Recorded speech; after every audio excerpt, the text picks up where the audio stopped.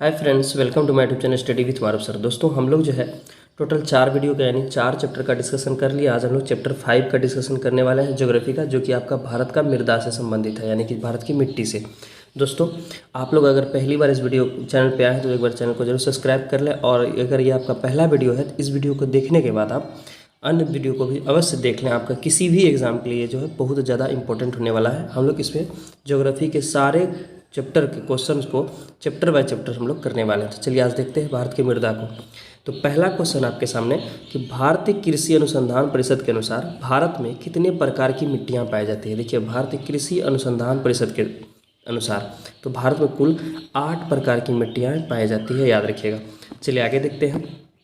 आगे है कि क्षेत्रीय विस्तार और कृषि में महत्व की दृष्टि से भारतीय मिट्टियाँ के कितने प्रमुख वर्ग हैं। देखिए, क्षेत्रीय विस्तार बोल रहा था, वो था भारतीय कृषि परिषद के अनुसार था। ये क्षेत्र विस्तार और कृषि महत्व की दृष्टि से जो भारत का आपके सामने ऑप्शन है, कितनी प्रकार की मिट्टियाँ हैं, 2, 3, 4 या 6। तो इसका आंसर आपका हो जाएगा ऑप्शन सी, 4 प्रकार की मिट्टियाँ हैं। यानी क्षेत्रीय विस्तार और कृषि के महत्व की दृष्टि से भारत की कितनी मिट्टियाँ हैं, कुल 4 प्रकार की मिट्टियाँ हैं।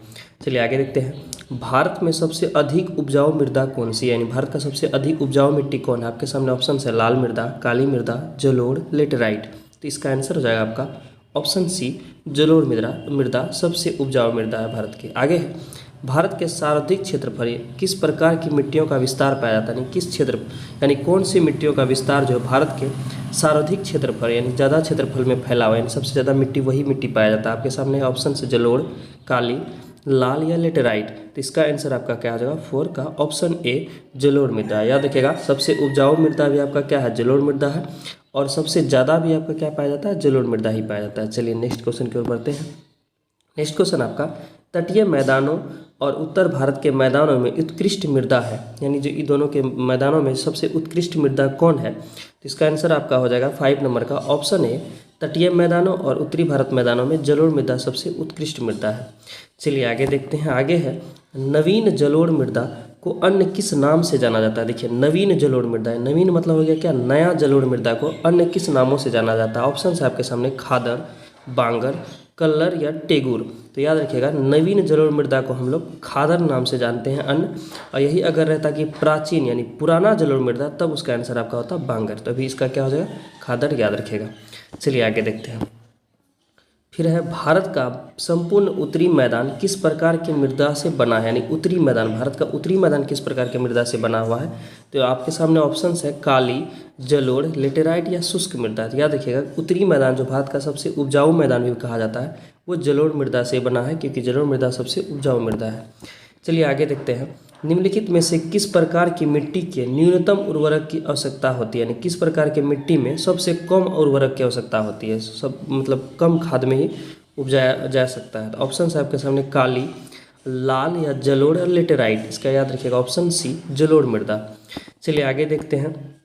निम्नलिखित में से कौन सी मिट्टी प्रायद्वीपीय भारत में अधिकतम क्षेत्र पर पाया जाता है, यानी कि प्रायद्वीपीय भारत की बात करें, नीचे वाले भारत, उत्तर भारत का मैदान नहीं, प्रायद्वीपीय भारत में कौन सा मिट्टी अधिकतम पाया जाता है।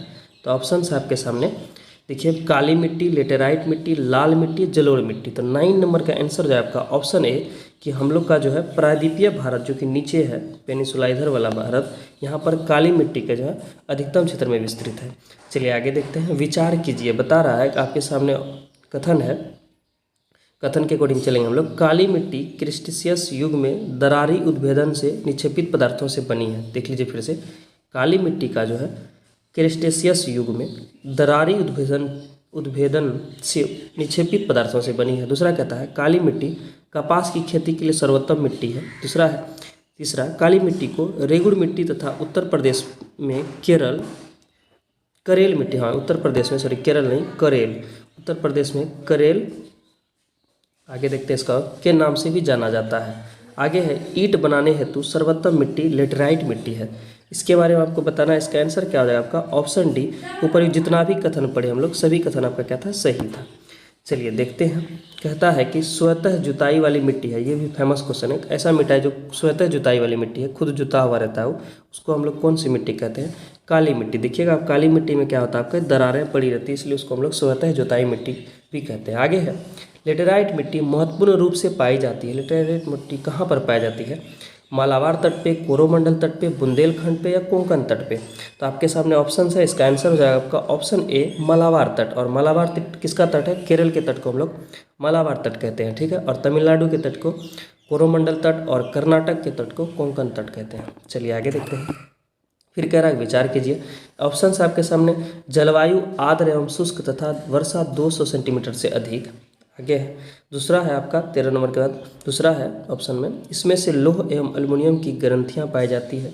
इसमें नाइट्रोजन, चूना और ह्यूमस की कमी होती है। इसकी प्रकृति अम्लीय होती है तथा यह चाय एवं काजू की खेती के लिए उपयुक्त मानी जाती है। देखिए ये मिट्टी का एक तरह का क्या बताया, मिट्टी का जो है उसका सारा क्वालिटी बताया। और बताइए कि ऐसा क्वालिटी कौन सी मिट्टी में पाया जाता है, ये आपको बताना है। तो चलिए देखते हैं इसका आंसर क्या होता है। आपके सामने ऑप्शन है, लाल मृदा में ऐसा पाया जाता है, या लेटेराइट में, या काली में, या पिट जैविक मृदा में। पिट या जैविक मृदा में। तो 13 नंबर का आंसर हो जाए आपका ऑप्शन बी लेटेराइट मृदा। याद रखिएगा लेटेराइट मृदा एक ऐसा है जहाँ जो जलवायु आर्द्र एवं शुष्क तथा वर्षा 200 सेंटीमीटर से अधिक, जहाँ पर अधिक वर्षा होगा वहीं पर आपका लेटेराइट मिट्टी पाया जाता है, जैसे केरल में।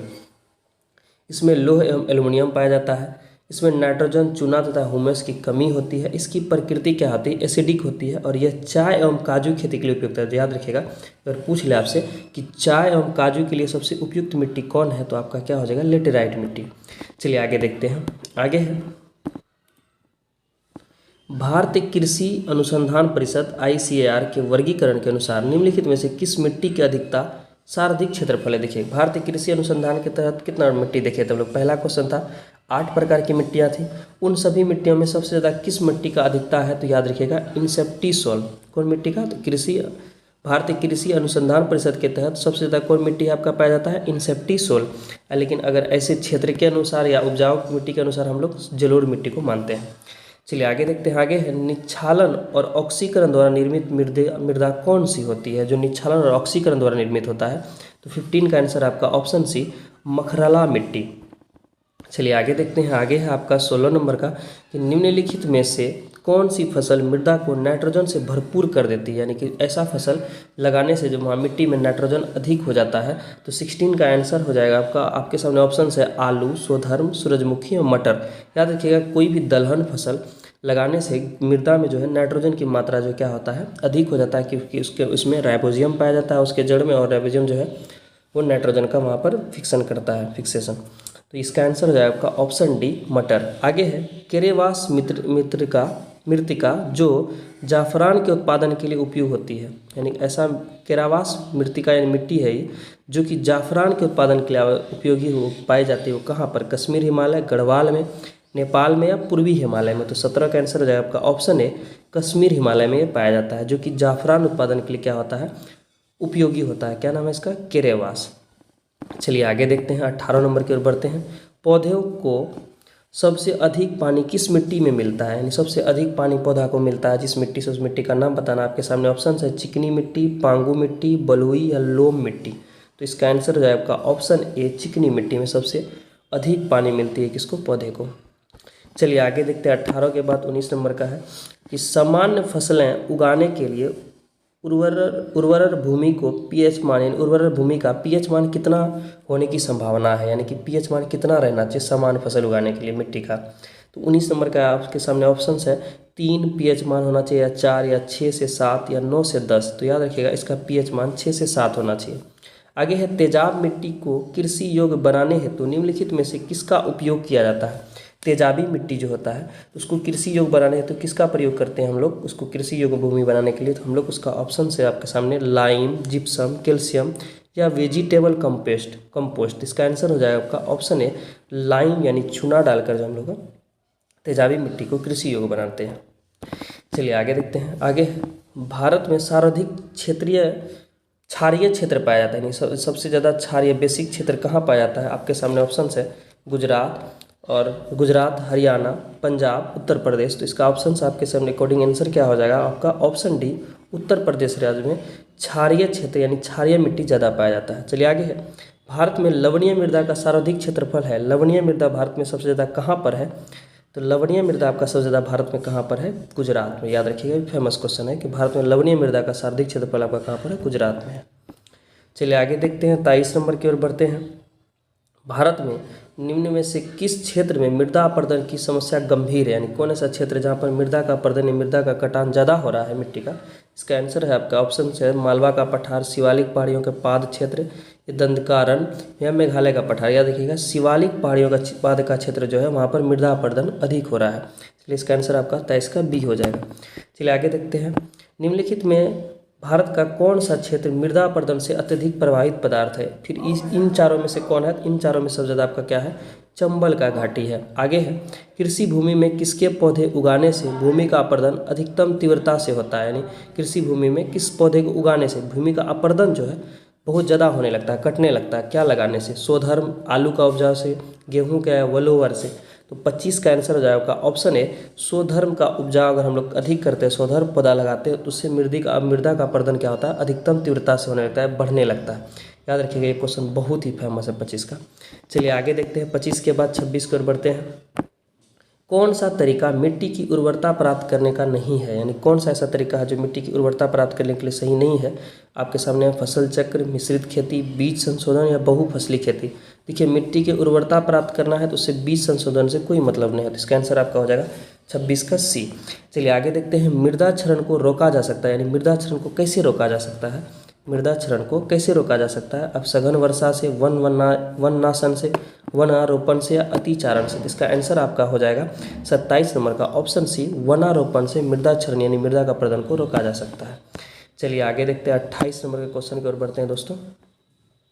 28 नंबर का क्वेश्चन है आपके सामने, कीटभक्षी पौधे जिस मृदा में उगते हैं उसमें कमी रहती है, यानी किस चीज़ का कमी रहता है जो कीटभक्षी पौधा का जो है उगता है। तो 28 का आंसर है आपका ऑप्शन सी, कीटभक्षी पौधा जो है आपका नाइट्रोजन की कमी से उगता है। अगर ये नाइट्रोजन की कमी जिस मिट्टी में होता है वहाँ पर कीटभक्षी पौधा पाया जाता है। चलिए आगे देखते हैं, कौन सा युग्म सही नहीं है, गलत युग्म का चयन करना है 29 नंबर के अकॉर्डिंग। चलिए, कांप मिट्टी उत्तर प्रदेश, काली मिट्टी महाराष्ट्र, लाल पीली मिट्टी तमिलनाडु और लेटेराइट पंजाब। यही आपका क्या है, लेटेराइट पंजाब नहीं बल्कि केरल होगा। बाकी तीनों चीज़ आपका क्या है, सही है। ए बी सी आपका क्या था, सही था। कांप उत्तर प्रदेश में, काली महाराष्ट्र में, लाल एवं पीली मिट्टी तमिलनाडु में पाया जाता है। 29 का ऑप्शन डी हो जाएगा। हम लोग को चेक करना है किसका सम्मेलन सही नहीं है, तो 29 डी का सम्मेलन सही नहीं था। चलिए आगे देखते हैं, भारत में चंदन की लकड़ी के वन सर्वाधिक कहाँ पाए जाते हैं, चंदन की लकड़ी का वन कहाँ पाया जाता है सर्वाधिक। तो 30 का आंसर हो जाए आपका ऑप्शन सी, नीलगिरी की पहाड़ियाँ में जो है चंदन की लकड़ियाँ अधिक पाई जाती है।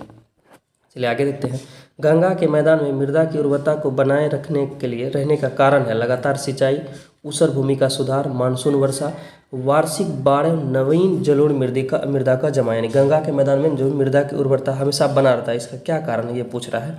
तो 31 का आंसर हो जाए आपका ऑप्शन डी, वार्षिक बाढ़। यानी हमेशा हर साल यहाँ पर बाढ़ आता है और यहाँ पर नए जलोढ़ मिट्टी का क्या होता है, जमा हो जाता है, इसलिए गंगा का मैदान बहुत उपजाऊ है। आगे है अत्यंत सूक्ष्म कणों वाली मिट्टी, यानी अत्यंत सूक्ष्म कणों वाली मिट्टी कौन है इसमें, तो आपका चीका मिट्टी जो है आपका अत्यंत सूक्ष्म कणों वाली मिट्टियाँ हैं। तो दोस्तों अगर आपको वीडियो अच्छा लग रहा है तो एक बार जरूर चैनल को लाइक कर लें और वीडियो को लाइक कर लें और चैनल को जरूर सब्सक्राइब करें, अपने दोस्तों के साथ शेयर करना ना भूलें। अगर इसका आपको PDF चाहिए तो आप टेलीग्राम के चैनल पर जा सकते हैं, टेलीग्राम का चैनल का लिंक आपको डिस्क्रिप्शन में दिया रहेगा वीडियो।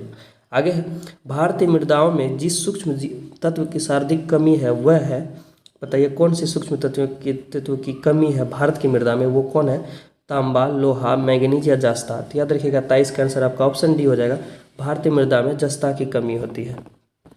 आगे देखते हैं 34 नंबर का, कि निम्नलिखित में से कौन मृदा से संबंधित है, बायोटिक, टोपोग्राफिक, क्लाइमेटिक या इडेफिक। याद रखिएगा इसमें से आपका 34 का ऑप्शन डी, इडेफिक जो है मृदा से संबंधित है।